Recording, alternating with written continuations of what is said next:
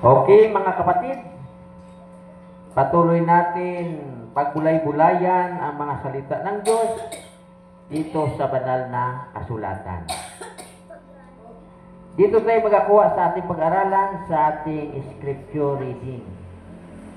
Praise God, no?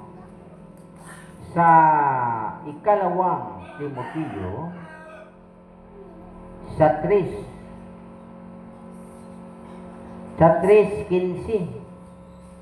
No, ito ang ating pag-aralan, mga kapatid. Praise the Lord. Sabi ni Apostol Pablo.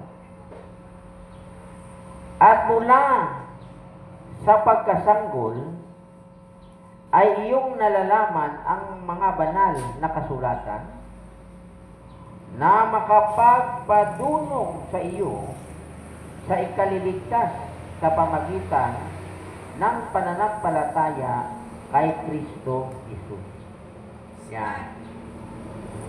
Ito ang sinabi ni Apostol Pablo sa kay Timoteo. Si Timoteo pala, mga kapatid, no? Mula sa kanyang pagkabata, nagbabasa na siya ng banal na kasulatan. Naturuan na siya ng banal na kasulatan. Purihin natin ang Panginoong Diyos, mga kapatid. Ngayon, ang buhay ni Timoteo, mga kapatid, naging mabuting tao siya. No? Bata pa si Timoteo, naturuan na ng banal na kasulatan. Nagbabasa na siya ng banal na kasulatan. Sa paglaki niya, siya ay naging mabuting tao, mga kapatid. Kailangan pala ang mga bata maturuan ng banal na kasulatan. Dapat palang mga bata magbabasa ng banal na kasulatan. Iwan ko kung aprobado na ang batas na sa paaralan, no? Require talaga na magbasa ng kasulatan o turuan ng mga bata ng banal na kasulatan. Dapat talaga maturuan. Kasi kung ang bata pa, naturuan na siya ng banal na kasulatan, nagbabasa na siya ng banal na kasulatan, sa paglaki niya, maging mabuting tao siya. Pero ang kabataan, kung hindi maturuan ng banal na kasulatan, sa paglaki yan, maging masamang tao yan. Bakit? Hindi siya naturuan na hindi siya naturuan na matakot sa Diyos. No? Kung ang mga kabataan hindi maturuan ng banal na kasulatan, paglaki yan, maging adik yan. Maging mamamatay tao yan. Maging kriminal yan. Oh. Maging magnanakaw yan. Maging hood-upper yan. At yan ang problema ng bansa natin ngayon. No? At ang mga kabataan, mga minor de edad, hindi makulong. Kasi may batas na hindi sila makulong. Yan ang ginagamit ng masamang tao. Mga kapatid, yan. Glory be to God. Kailangan ang mga bata pa maturuan na magbasa ng banal na kasulatan. Maturuan na sila ng banal na kasulatan. Sapagkat itong banal na kasulatan, mga kapatid, ito ang magtuturo sa tao na maging mabuti siya. Glory be to God. No, tingnan natin. Praise the Lord. Sa ikalawang Timoteo 3:16 hanggang 17, ang lahat ng mga kasulatan na kinasihan ng Diyos ay mapapakinabangan din naman sa pagtuturo, sa pagsansala, sa pagsaway, sa ikatuto, na nasa katuwiran upang ang tao ng Diyos ay maging sakdal, tinuro ang lubos sa lahat ng mga gawang mabuti. Yan. Ito nagtuturo sa tao na ang tao gagawa ng mabuti, mga kapatid, ang banal na kasulatan. Napaka-importante ito. No? Dapat ito ay paniwalaan ng tao, ang banal na kasulatan. Kasi may mga tao na hindi naniniwala sa banal na kasulatan. Mga kapatid.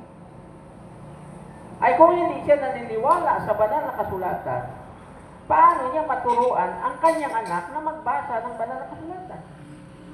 Sapagkat ang mga magulang hindi naniwala sa banal na kasulatan.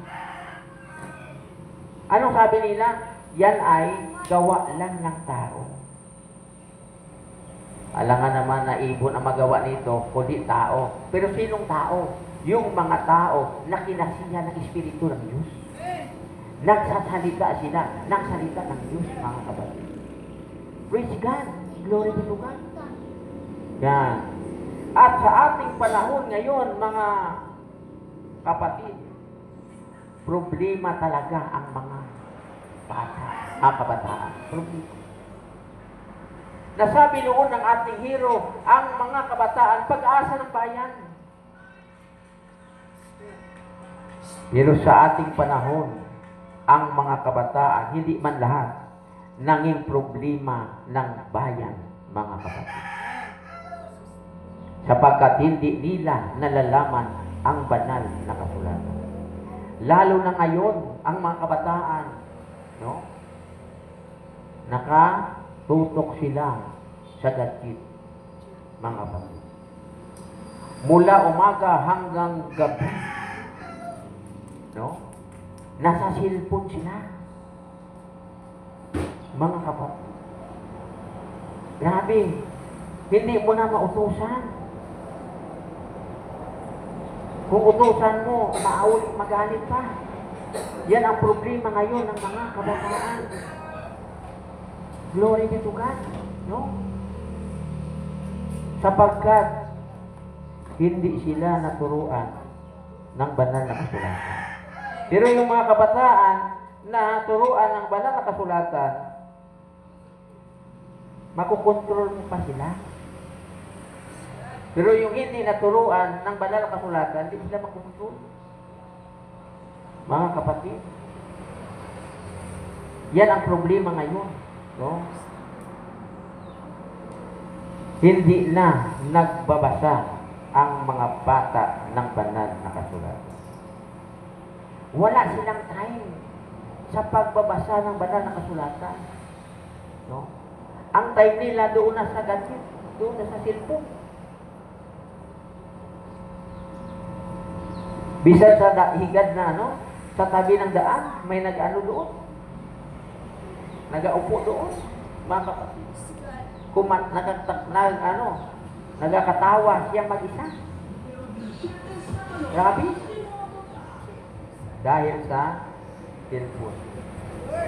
At yan ay nakasulat sa banal na kasulatan na ang mga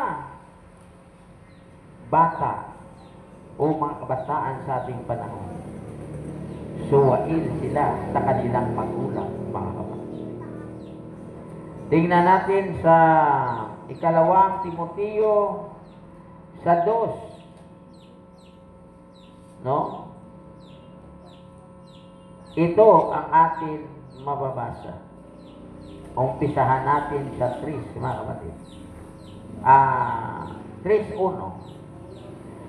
Datapwat alamin mo ito, na sa mga huling araw ay darating ang mga panahong mapanganib, sapagkat ang mga tao'y magiging maibigin sa kanilang sarili, maibigin sa salapi, mayayabang, mga mapagmalaki, mapagtungayaw, masuwayin sa mga magulang, mga walang turing, mga walang kabananan. Yan ang ating panahon, mga kapatid. Pero hindi tayo tumitigil sa pagtuturo ng banal na kasulatan. Hindi tayo nagtitigil, mga kapatid, no, na anyayahan ang mga kabataan, pati ang mga magulang, ang lahat ng mga tao na magbasa sila ng banal na kasulatan. Sapagkat ito ang magtuturo sa isang tao na maging mabuti ang kanyang buhay. Praise God. Purihin natin ang Panginoon. Yan ang sabi ni Apostol Pablo, no? Sa kapanahunan at sa hindi kapanahunan, ipangaral mo ang salita, ang ebanghelyo ng ating Panginoon. Praise the Lord. Glory be to God. No, ikalawang Timoteo 4:2. Ipangaral mo ang salita. Magsikap ka sa kapanahunan at sa di kapanahunan. Sumawata ka, sumaway ka, mangaral ka na may buong pagpapahinuhod at pagtuturo, mga kapatid. Yan ang utos. Mangaral sa kapanahunan at sa hindi kapanahunan. Kasi darating ang araw ng mga tao, hindi na nila tatanggapin ang mga magagaling aral. No? Sa 3, sapagkat darating ang panahon na hindi nila titiisin ang magaling na aral, kundi pagkakaroon nila ng kati, ng tainga, ay magsisipag bunton sila sa kanilang sarili ng mga gurong ayon sa kanilang sariling mga masasamang pita. Yun ang kanilang hanapin. Yung nagtuturo sa kanila na sa kanilang gusto. Hindi na sila maniwala sa magaling na aral, mga kapatid. Praise God. Yan ang problema ngayon sa lipunan, mga kapatid. Grabe. No? Kung ang tao wala sa kanya ang salita ng Diyos, iba talaga ang kaniyang magawa. Dapat kailangan maturuan natin sila ng salita ng Diyos. Dapat makinig sila ng salita ng Diyos. No? May pangangaral tayo sa social media. Dapat makinig sila, mga kapatid. Purihin natin ang Panginoon.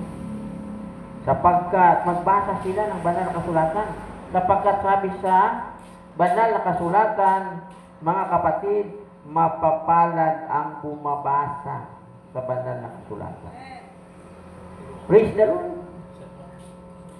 No, sa Pahayag 1:3, mapalad ang bumabasa at ang nangakikinig sa mga salita ng hula at tumutupad sa mga bagay na nangasusulat.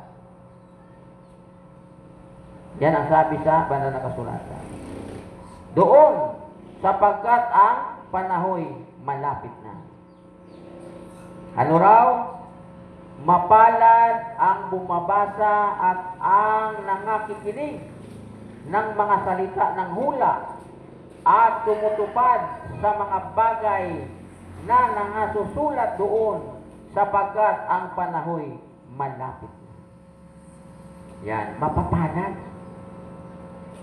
ang tao kung siya bumabasa ng banal na kasulatan. Pati mga bata, dapat basahin natin ang banal na kasulatan. Purihin natin ang Panginoon. Praise the Lord. No, nung nakaraan, nadaanan natin ito na ang iyang anak, college na. No? Ay ang kanilang bahay sa bundok. Pinadala niya yung anak ng banal na kasulatan. Sabi anak, basahin mo ito ha. Bago ka magtulog, magbasa ka sa banal na kasulatan. Padala sa Biblia. Sabi ng anak, opo pa. Oh. Doon na. Pumunta na sa syudad upang mag-aral. Mga kapatid. Ngayon ay naubusan siya ng budget. Tawag siya sa kanyang ama. Pa, padalan mo ako ng pira. Wala na ako budget. Anong sagot ng ama? Read the Bible, anak. Oh. Ang sagot ng papa, read the Bible, anak. Yan. No? Hindi siya pinadalhan. Ang sagot lang ng ama, basahin mo ang banal na kasulatan. Ay wala lagi siya. Tawag, umuwi siya mga kapatid. Galit na galit ang anak sa papa. Bakit hindi mo ko pinadalhan ng pira? Nagugutom na ako doon sa syudad. Di ba sabi ko sa iyo, anak, read the Bible? Sabi ko sa iyo, basahin mo bago ka magtulog, magbasa ka ng banal na kasulatan. Bakit hindi mo binasa? Doon nalaman ng ama na hindi pala nagabasa ng Biblia ang kanyang anak. So, kaya kung nagabasa lang ang iyang anak ng Biblia o ng banal na kasulatan, doon pala bawat panid ng banal na kasulatan o Biblia, doon nakalagay ang pira. 1 taon na budget niya. Hindi siya magugutom, sobra-sobra pa. Doon pala nilagay ng kanyang ama. Ay hindi siya bumabasa ng Biblia. Doon nalaman ng kanyang ama, hindi siya bumabasa ng Biblia. Mga kapatid. Galit na galit siya, bakit pinabayaan mo ako, papa? Hindi mo ako pinadalhan ng pira. Nagugutom na ako doon. Hindi pala siya nagbabasa ng banal na kasulatan. Pero sabi niya, basahin niya. Ay kung binasa niya, doon pala ang pira nakalagay, mga kapatid. Glory be to God. Ay si Timoteo, bata pa, mga kapatid, nagbabasa na siya ng banal na kasulatan. Lumaki si Timoteo, nanging mabuting tao. Sinunod niya si Pablo, mga kapatid. Praise God. Mayroon ding pastor, no? Naimitahan sa membro. Pastor, punta ka dito. Birthday ko. Birthday niya, mga kapatid. No? Pinakain niyang pastor. Ang ginamit, mga kapatid, na kutsara,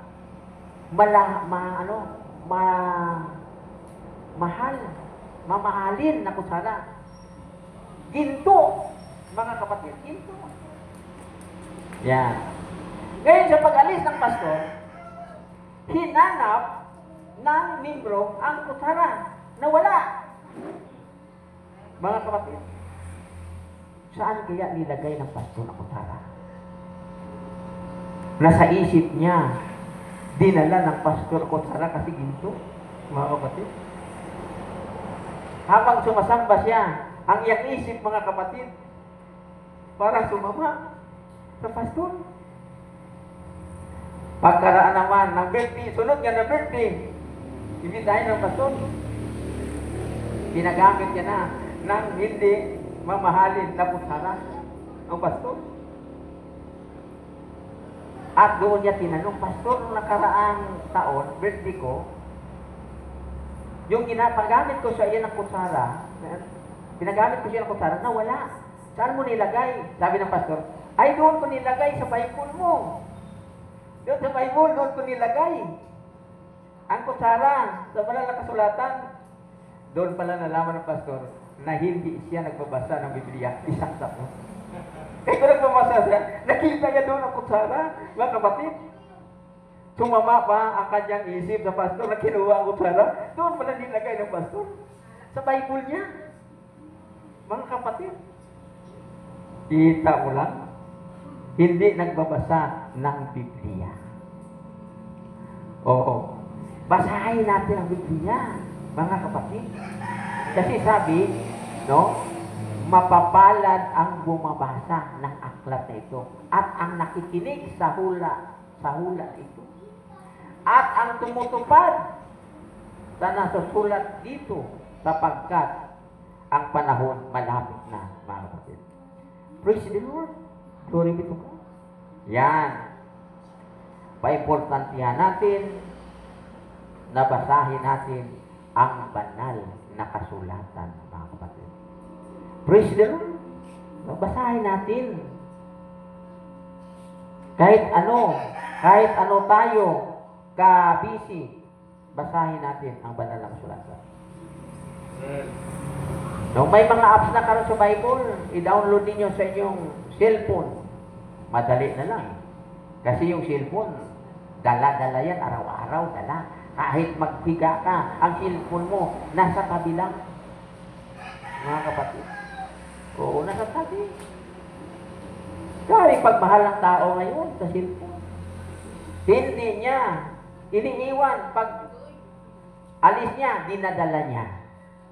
Pero ang Biblia, nabilin. No? Naiwan ang Biblia. Mga kapatid. Purihin natin ang Panginoon. Tayo, mga kapatid. No? Kung hindi man natin madala ang ating Bible sa cellphone, mayroon tayong mga apps nila dyan sa Bible. May English, may Tagalog, may Cebuano, mga kapatid. May Bisaya. Hindi na mahirap. Purihin natin ang Panginoon. Praise God. Basahin natin ang banal na kasulatan. Sapagkat, sabi dito, sa Juan 17:17, pagkabanalin mo sila sa katotohanan, ang salita mo'y katotohanan. Dito natin mababasa sa banal na kasulatan ang salita ng Diyos. Katotohanan ito, mga kapatid. Praise the Lord. No?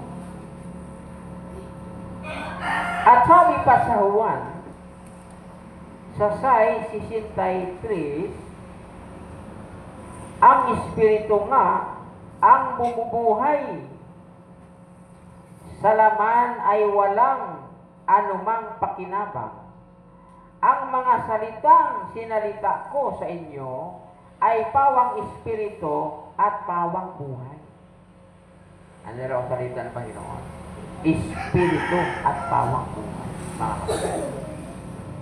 Praise God. Ngayon, ito ang nagtuturo sa atin.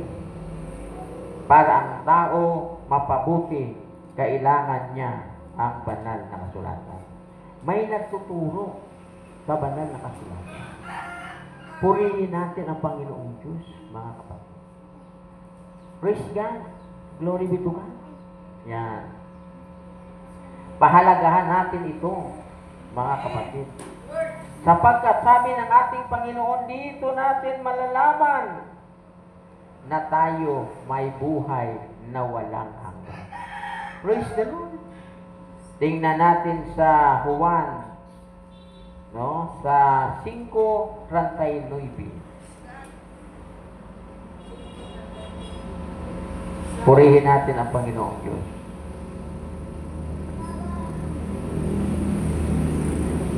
Tingkot ang tayo na yun, ba? Tingnan natin. Sabi dito, saliksikin ninyo ang mga kasulatan, sapagkat iniisip ninyo na sa mga yaon ay mayroon kayong buhay na walang hanggan. At ang mga ito'y siyang nangagpatotoo tungkol sa akin. Yan, ano ko no? Saliksikin ninyo ang mga kasulatan. Juan 5:39. Praise the Lord. Glory to God. Saliksikin ninyo ang mga kasulatan, sapagkat iniisip ninyo na sa mga yaon ay mayroon kayong buhay na walang hanggan, at ang mga ito'y siyang nangagpatotoo tungkol sa akin. Itong banal na kasulatan. Ito na patotoo tungkol sa ating Panginoong Jesus, mga kapatid. Praise God. Glory be to God. No? Pasalamatan natin ang Diyos. May pangangaral ng salita ng Diyos. At dito nagmula ang ating pananampalataya, mga kapatid, sa pangangaral ng salita ni Kristo. Sapagkat sa pakikinig natin ng salita ng ating Panginoon, dito tayo, mga kapatid, no, nanampalataya. Tingnan natin sa Roma 10:17. Praise the Lord. Kaya nga, ang paniwalay nanggagaling sa pakikinig, at ang pakikinig ay sa pamagitan ng salita ni Kristo. Yan. No? Purihin natin ang Panginoon. Praise God. Dapat sa mga tao makinig ng pangangaral ng salita ng Diyos. Sa Roma 10:14, ang sabi, paano nga silang magsisitawag doon sa hindi nila sinasampalatayanan? At paano silang magsisisampalataya sa Kanya na hindi nila napakinggan?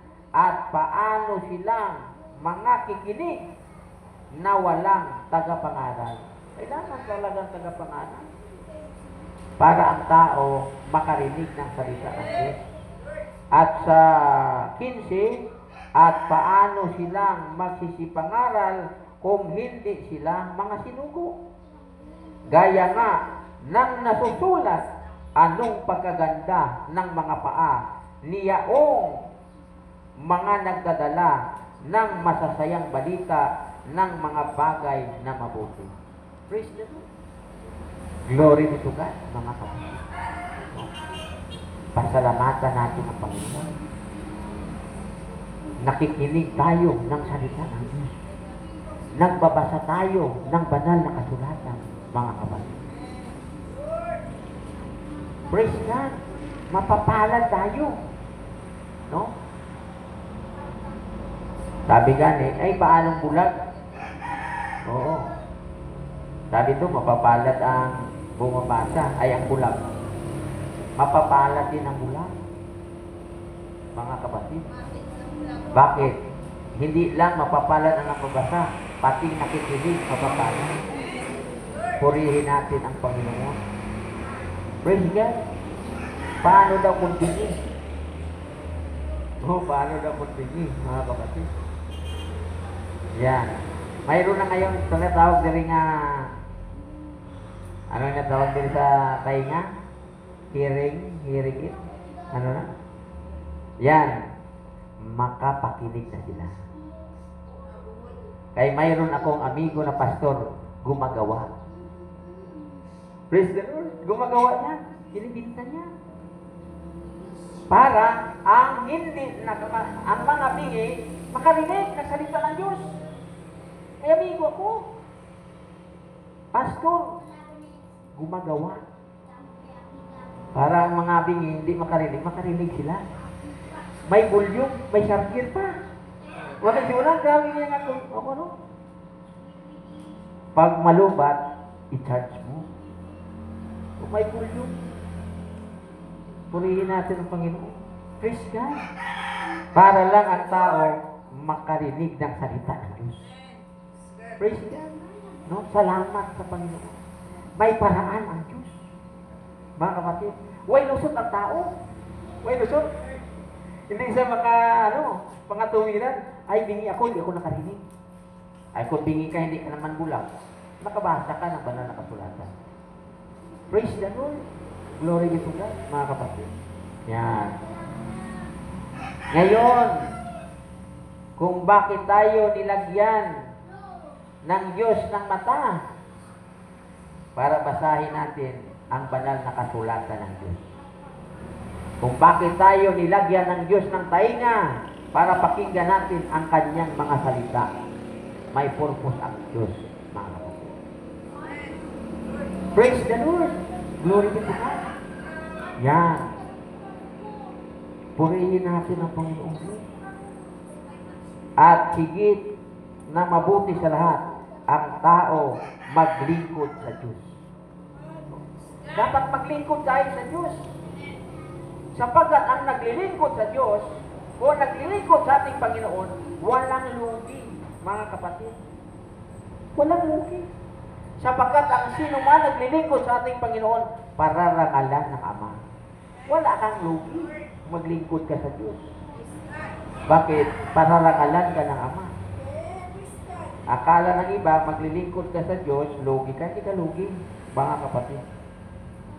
Purihin natin ang Panginoon. Tingnan natin, sa Juan 12, sa 26, itong ating mabasa, mga kapatid. Praise the Lord. Kung ang sinumang tao'y naglilingkod sa akin, ay sumunod sa akin, at kung saan ako naroroon, ay doon ang lingkod ko. Kung ang sinumang tao'y maglilingkod sa akin, ay siya'y pararangalan ng Ama. Huwag lugi, mga kapatid. Tayo na nagsisikap na makapaglingkod sa Diyos, wala tayong lugi, sapagkat pararangalan ng Ama ang sinuman naglilingkod sa ating Panginoon. At sa paglilingkod sa Panginoon, kailangan tayo sumunod. Sumunod tayo sa ating Panginoon. Hindi pwede nga maglingkod ka sa Kanya nga hindi ka sumunod. Sumunod ka. Praise God, para rangalan tayo ng Ama. Purihin natin ang Panginoon. No?